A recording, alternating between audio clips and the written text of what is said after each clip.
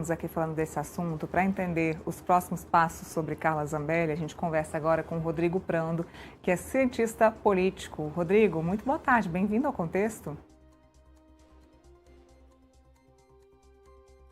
Me ouve, Neila? Já me vê? Boa tarde, Neila. Tudo bem? Já te ouço, já te vejo. Obrigada mais uma vez pela gentileza de falar conosco aqui no Metrópolis. Prazer estar aqui contigo. Falando sobre Carla Zambelli, essa surpresa que não era tão surpresa assim, essa carta na manga já era uma expectativa aí de alguns parlamentares da direita para que isso pudesse ter sido usado na quarta-feira da semana passada. Acabou não sendo usado, mas precisou então ser usado no último domingo como uma estratégia do presidente Hugo Mota para evitar esse conflito, mais um conflito com o Supremo Tribunal Federal. Agora, Rodrigo, o que a gente pode esperar na questão do mandato da Carla Zambelli? Usou essa estratégia de renunciar.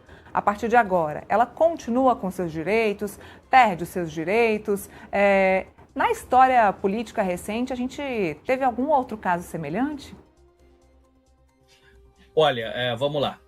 A deputada, ela tem uma condenação transitada em julgado. Então, assim, e ela é condenada pelo Supremo Tribunal Federal, que é um órgão colegiado, o que já coloca a inelegibilidade de forma clara, cristalina. Então, o fato de renunciar juridicamente não tem, eu acho, nenhum impacto em relação aos seus direitos políticos por conta da condenação. Neila, vamos pensar o seguinte, né? A gente tem 3 dos deputados mais votados em São Paulo, Guilherme Boulos, na última eleição, hoje está no ministério de Lula. Eduardo Bolsonaro e Carla Zambelli foram eleitos, e os dois fora do país. Ela presa e o Eduardo Bolsonaro atacando a soberania do país e com problemas enormes se for voltar para o Brasil. Carla Zambelli renuncia, e aí o Sóstenes, o presidente do PL, enfim, né, o presidente, né, foi o Sóstenes que deu o depoimento, né, agora há pouco que você colocou, dizendo que era uma estratégia porque o arbítrio impera. Quer dizer, é uma narrativa, Neila, entre outras fantasiosas da Sóstenes Cavalcante. Está aqui a nota. Quer dizer, é uma narrativa fantasiosa, uma narrativa cheia de fake news e de desconstrução dos dados da realidade, mas que faz parte do objeto e do objetivo político, que é, na verdade, continuar a ideia de que a extrema-direita está sendo perseguida, não é? Carla Zambelli, ela se associou a um hacker, invadiu o sistema de justiça, postou dados e documentos falsos e de arma em punho perseguiu um adversário político nas vésperas da eleição. Carla Zambelli já estava isolada até mesmo dentro do bolsonarismo radical. Há quem diga, e quem acompanha o ex-presidente Jair Messias Bolsonaro, também preso, condenado a 27 anos e 3 meses de prisão, e ele acredita que o seu insucesso na tentativa de reeleição tem muito a ver com a atitude de Carla Zambelli, que, como eu disse, de pistola em punho perseguiu uma pessoa aqui nos Jardins, em São Paulo, no bairro dos Jardins.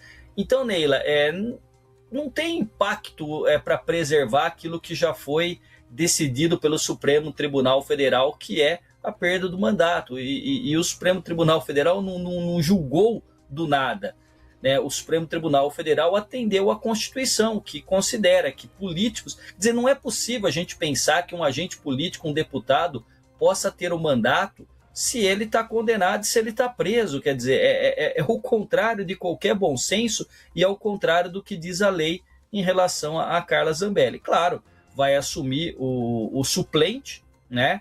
Os votos que, como puxadora, ela trouxe da eleição de 22 permanecem com o partido, portanto, aqueles que foram eleitos a partir da força, né, do coeficiente eleitoral dela permanecem, mas ela tem a sua vida bastante difícil, tanto da perspectiva jurídica quanto política. Relativamente jovem, pode, depois de anos, voltar a atuar, mas no momento, nenhum impacto em relação à questão da inelegibilidade, que assim como o Bolsonaro, ela está inelegível, ambos condenados, transitados em julgado no Supremo Tribunal Federal. Rodrigo, deixa eu colocar o Felipe na nossa conversa. Felipe, meu parceiro aqui Claro. no Contexto. Felipe, queria que você abordasse aí com o Rodrigo Prando, nosso parceiro aqui também no Metrópole, sempre nos atende com muita gentileza aqui sempre os nossos pedidos de análise política, que sempre nos atende com muita gentileza. Por favor, fica à vontade. Boa tarde, Rodrigo. Prazer estar contigo no Contexto Metrópolis.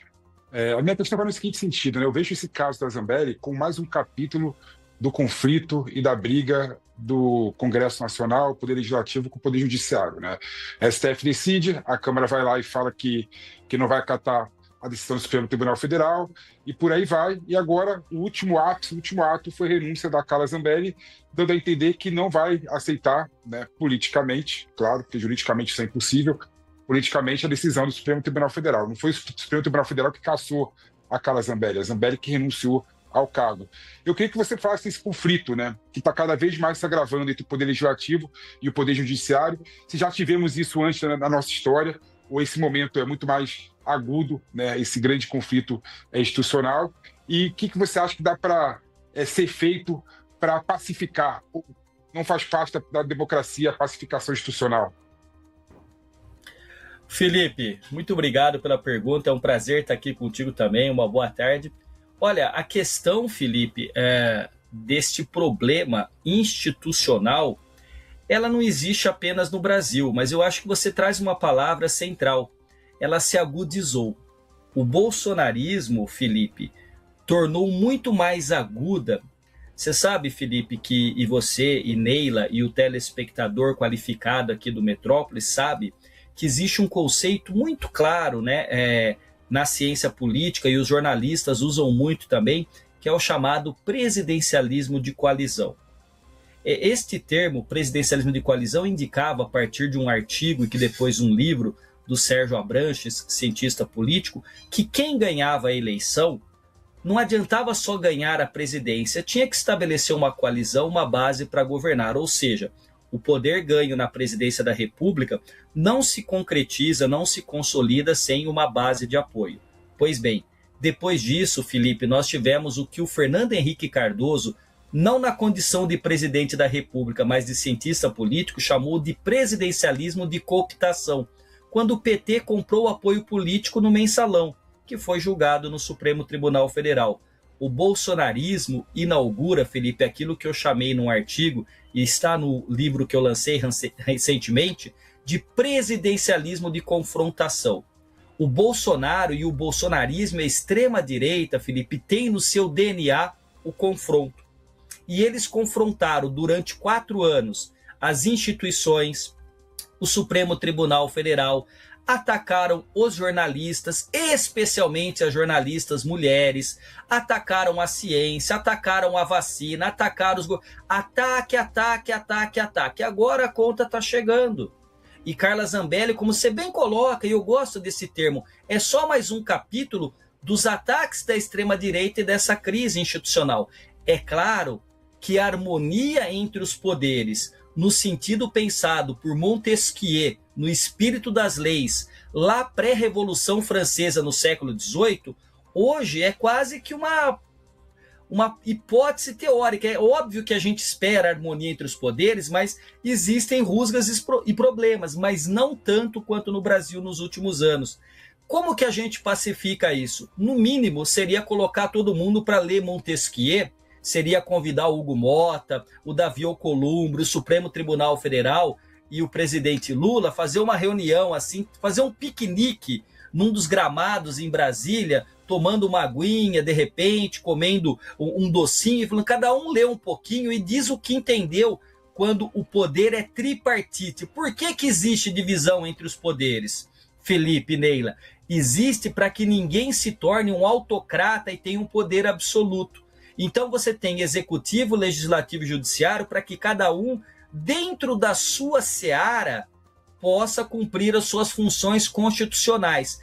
E aí eu saio deste elemento conjuntural histórico que eu fiz para entrar num dado mais recente, que é conjuntural, Felipe. Hugo Motta quis confrontar o Supremo Tribunal Federal para mostrar que ele tem poder. Só que eu acho que o tiro saiu pela culatra.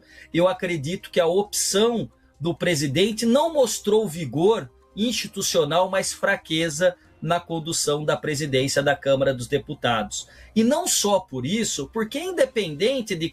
Um colega de vocês há pouco, eu estava ao vivo, me perguntou: mas a renúncia dela não evita um conflito do Hugo Motta com o Supremo? Não evita, o conflito já foi instalado, porque essa decisão já havia sido tomada há muito tempo. E o Hugo Motta vem postergando Carla Zambelli, como tem postergado Alexandre Ramagem, como tem postergado e a possibilidade de perder o mandato de Eduardo Bolsonaro, Felipe, é por falta. Você imagina que um deputado eleito por São Paulo, como Carla Zambelli, os dois fora do país, mas o Eduardo Bolsonaro, ainda além de tudo, atacou a soberania do país, criou junto com a extrema-direita norte-americana o tarifaço, aplicação da lei Magnitsky, que é o ministro Alexandre de Moraes, sua esposa, uma lei criada, arquitetada, desenhada para atacar terroristas e violadores dos direitos humanos. Então, esta crise está instaurada para pacificar, cada um tem que ficar dentro das suas atribuições, tem que parar de olhar para um relâmpago, para um trovão no céu e achar que é um flash e ficar sorrindo. Os ministros do Supremo têm que se autoconter e do Legislativo cumprir o seu papel. Olha, essa sua pergunta eu acho que dá mais uma hora aqui conversando com vocês. Eu não quero me alongar para passar a bola, porque para mim é um fato inescapável para o ano que vem. Como voltar cada poder à sua seara sem intervir e extrapolar aquilo que a Constituição garante. Mas é uma discussão fundamental para os brasileiros e para as brasileiras. Agora, Rodrigo, na sua opinião, qual foi o recado claro que Hugo Motta quis passar para o Supremo Tribunal Federal e que Carla Zambelli também quis passar ao Supremo Tribunal Federal com essa renúncia? Isso depois de tudo já ter acontecido. Então, aconteceu um desastre total na semana passada, quiseram mudar os planos, mudar a estratégia. Qual foi o recado final com esse pedido aí de renúncia? Eu te digo, de uma forma muito clara, diz respeito, porque decisão judicial se cumpre. Abaixo da superficialidade desta minha fala tem algo a ser colocado. No caso de Carla Zambelli, a renúncia seria não deixar que o Supremo Tribunal Federal decidisse a sua vida política, o que não tem sentido nenhum, porque foi decidida não a sua vida política, mas a jurídica. E como juridicamente implica a vida política, ela perde o mandato porque ela está presa na Itália e deve ser extraditada para o Brasil. Então ela quer estabelecer, como sempre estabeleceram os bolsonaristas, uma narrativa fantasiosa, uma fake news de perseguição política, porque foram eles que atacaram a democracia e o Estado Democrático de Direito. O que está acontecendo agora é a reação institucional desses atores que, dentro da lei, tem que dar a resposta adequada. O Hugo Motta, por outro lado, deve ter querido, desejado, passar uma imagem de força e de que há uma intervenção indevida do Supremo Tribunal Federal, portanto do Judiciário, nas prerrogativas do Legislativo. Também não se sustenta, porque a própria Constituição, que ele, na condição de presidente da Câmara e deputado, jurou cumprir, indica, Neila e Felipe, que transitado em julgado, condenado por colégio, né, ou seja, órgão colegiado, a primeira turma do Supremo, deve-se perder o mandato político. Então, Hugo Motta quis, de novo, afrontar o Supremo Tribunal Federal e mostrar força. E eu acho que ele se desgasta, e se desgasta muito fortemente neste ano de 2025, pelas atitudes que ele tem tomado na condução da presidência da Câmara dos Deputados. Agora, Rodrigo, a pessoa que está em casa nos acompanhando e que desde semana passada vem acompanhando tudo que acontece dentro da Câmara dos Deputados e as decisões do STF e que não entende de política deve estar perdido. Poxa, o Rodrigo Prando, cientista político, está me dizendo que decisão judicial tem que ser cumprida, mas os deputados estão dizendo que o regimento da Câmara prevê que quem decide isso é a Câmara dos Deputados. Quem está certo, então? É a decisão do STF ou é a Câmara dos Deputados que tem que prever a cassação ou não do seu parlamentar? Nesse caso, quem está certo é o Rodrigo Prando e o Supremo Tribunal Federal, porque eu não estou inventando nada, está na Constituição e está na lei. Eu não estou aqui fazendo malabarismo. Quem está nos acompanhando e que não entende de política e que gosta de acompanhar, vamos trazer um conceito muito claro. Para que serve a política? A política ela existe para que os conflitos, as divergências sejam resolvidos, primeiro, por meio do diálogo. Segundo, dentro das instituições. Terceiro, dentro da lei. Qualquer ator político institucional que não quer dialogar, que ataca o Estado democrático de direito e que não respeita as instituições da democracia, vai contra a Constituição e contra a lei. Isso não é uma... Você sabe, Neila e Felipe, há muitos anos atrás, quando eu comecei a dar entrevista aqui pelo Mackenzie, lá em 2013, quando São Paulo e o Brasil foi tomado por protestos, eu sempre era convidado depois para falar de política com um economista. Sabe por quê? Porque da minha perspectiva ficava a democracia, a política, as eleições, e do lado do economista o crescimento econômico, a sustentabilidade. De uns anos para cá, Felipe, Neila, eu estou sempre junto com o advogado. Por quê? Porque ou o político está sendo investigado, ou vai ser preso, ou está preso, ou vai ser solto. São os políticos que estão extravasando os limites e negando a existência da própria política. Então, quem está em casa e nos acompanha tem que entender o seguinte: a política não é um lugar de anjos.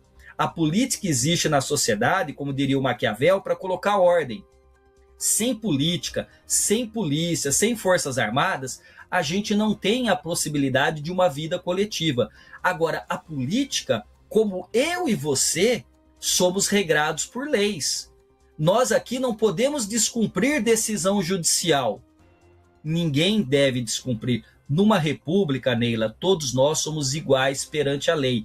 Ah, mas eu não concordo com a decisão do ministro Alexandre de Moraes ou do Supremo Tribunal Federal. Certo, não concorda, recorre à própria justiça e não a afronta e desobedece. É assim para mim, é assim para você, é assim para o Felipe e para todos os telespectadores. Decisão judicial se cumpre e depois se contesta no próprio judiciário. Então, Neila e Felipe, a gente tem vários problemas que não deveriam ganhar escala, mas ganham porque esses atores políticos ganham evidência nesse braço de ferro, nessa disputa institucional. Por quê? Porque querem redes sociais, querem likes, querem curtidas, querem compartilhamento, porque tudo isso conclama que não só as bases políticas, mas os algoritmos impulsionem essas posturas. Mas essas posturas acabam deteriorando não só o ambiente institucional, como o debate político e o debate público. A bola para o Felipe. Felipe, por favor. Eu quero aproveitar esse gancho aí, professor Rodrigo, e falar o seguinte, né? Eu sempre venho falando que muitas das culpas também desse conflito vem do Supremo Tribunal Federal. Até em relação a esse assunto da perda automática ou não do mandato, né? É bom lembrar que o STF ele vem mudando o posicionamento dele no decorrer do tempo, né? Com o Meurer, por exemplo, o deputado federal primeiro cassado, quem cassou foi o plenário da Câmara. Depois, com o mensalão, né, o Supremo Tribunal Federal resolveu, né, julgar a perda automática dos mandatos, né? Não teve que passar pela Câmara dos Deputados, né? Depois teve o caso do Donadon, né? Outro deputado que teve sentença criminal transitada e julgado e foi dado para a Câmara dos Deputados, né, a última palavra em relação à cassação. Então, muito dessa confusão, né, vem da tal insegurança jurídica que o Supremo Tribunal Federal vem decidir de forma diferente no decorrer do tempo, né? Não dá para você também, para a gente também, não olhar para esse fato com uma certa surpresa. E a Constituição Federal, né, ela tem interpretação para os dois lados, né? Você pega o artigo 55 da Constituição Federal, ele fala que sentença penal transitada em julgado, né, cabe a decisão final do plenário da Câmara. Mas, ao mesmo tempo, no mesmo artigo 55, tem um inciso que fala em perda dos direitos políticos, seria supostamente a perda automática do mandato, né? Ou seja, a Carla Zambelli tem os dois, né? Tem a sentença penal transitada em julgado e tem a perda dos direitos políticos, né? Então daria para você interpretar das duas formas. Não, peraí, é automático ou não é automático, né, a perda do mandato, né? Aí, se você for pensar sobre o aspecto da defesa, né, privilegiar a defesa, a ampla defesa contraditória, né, supostamente não seria errado interpretar que a interpretação mais benéfica ao réu, no caso do deputado, tinha que ser feita, né? Ou seja, não tem perda automático. Então, muito disso, eu queria colocar aqui, que também é culpa do Supremo Tribunal Federal em mudar e alterar a jurisprudência a todo momento. Aí eu queria que você fizesse também, né, uma análise, se pudesse, política do Supremo Tribunal Federal, né, e esse problema da insegurança jurídica que, infelizmente, faz parte do Brasil, né? E faz parte do Supremo Tribunal Federal, e por isso, na minha opinião, que justifica grande parte desses conflitos institucionais. Não, eu não tiro uma vírgula, Felipe, do que você acabou de falar. Nada. Não tiro uma vírgula, não coloco um aposto explicativo ou vocativo naquilo que você está colocando aqui. A grande questão é que a política e o direito não são ciências exatas. Como você bem coloca, o artigo traz interpretações. A grande questão, no meu entendimento, e eu posso estar equivocado, com toda a humildade do mundo, é que ainda assim, com todos os equívocos e mudanças constantes no entendimento, a Constituição dá ao Supremo Tribunal Federal a condição de interpretação da Constituição. Cabe ao Supremo Tribunal Federal, por último, errar ou acertar. Vejamos na semana passada, salvo o melhor juízo, quando o ministro Gilmar Mendes trouxe à tona a discussão de impeachment de ministros do Supremo Tribunal Federal.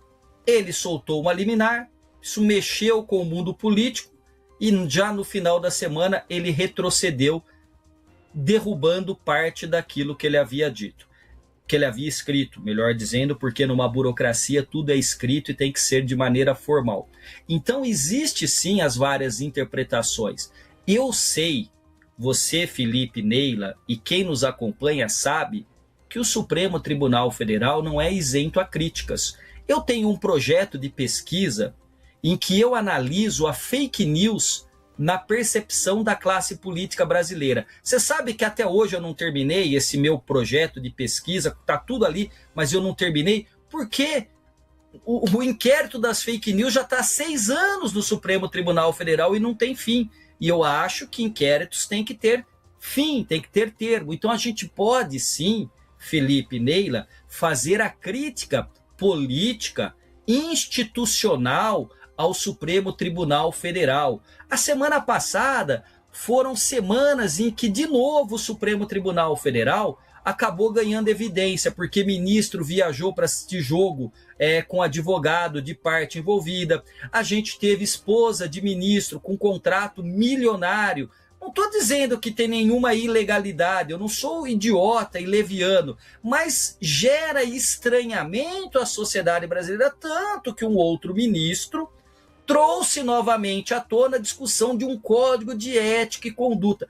Claro, a gente pode sim tecer críticas políticas, os juristas podem tecer as suas críticas jurídicas embasadas da interpretação da lei, da jurisprudência ao Supremo Tribunal Federal. Agora, isso é muito diferente, Felipe e Neila, do que durante anos os bolsonaristas pregavam, que era estupro de esposa e filha de ministro, decapitar ministro, queimar ministro em praça pública, ameaçar em restaurante, em voos. Isso é crime. Então a gente aqui podemos, dentro da honestidade intelectual que nos cabe, uma análise crítica. E eu acho que sim, o Supremo, Felipe, ele ultrapassa suas searas e invade o campo de outro poder. Agora, muitas vezes também, Felipe, o outro poder, que é o legislativo, não quer legislar sobre temas que são controversos e que pode tirar voto de deputado e de senador, e aí algum deles, nesse jogo político, não faz nada, ou quando faz, o outro judicializa, e aí a justiça é provocada, é obrigada a vir a público e dar uma resposta. De novo, quando a gente pensa em pacificação institucional, é olhar cada poder dentro das suas prerrogativas e caberia, como eu já disse aqui, reafirmo, uma autocontenção aos ministros do Supremo Tribunal Federal, que são seres humanos e que foram atacados e vilipendiados durante 4, 5, 6 anos. Continuam sendo. Então, eles também são seres humanos que, além das prerrogativas institucionais, respondem, talvez não deveriam, mas respondem com o coração, com as emoções, com os sentimentos. Então, Felipe, você tem toda a razão, o Supremo contribui, não só nesse caso, e muitos outros em relação a esta insegurança jurídica. E só para completar com uma frase do ex-ministro do Fernando Henrique Cardoso, o Fernando Henrique Cardoso, o Pedro Malan, ele dizia: no Brasil, até o passado é incerto. Você imagina? Por que ele falou isso? Porque se muda ao sabor dos poderosos de plantão a interpretação do que já foi decidido. Se até o passado é incerto, o que cabe a este pobre cientista político e professor falar do futuro? A gente, no máximo, desenha alguns cenários. E às vezes vocês sabem que de uma noite, de uma madrugada para outro dia, muda tudo na política e no direito. Rodrigo Prando, muito obrigada pela análise, pelas explicações aqui para mim, para o Felipe e para a nossa audiência. Obrigada mais uma vez pela gentileza. Por favor, não foram nem explicações, foi um excelente diálogo com vocês dois, a quem eu agradeço. Deixo um fraterno abraço para vocês, para a equipe técnica que me acolheu antes e para toda a audiência do Metrópolis. Fiquem bem, tenham uma excelente semana e uma boa tarde de segunda-feira a todos vocês.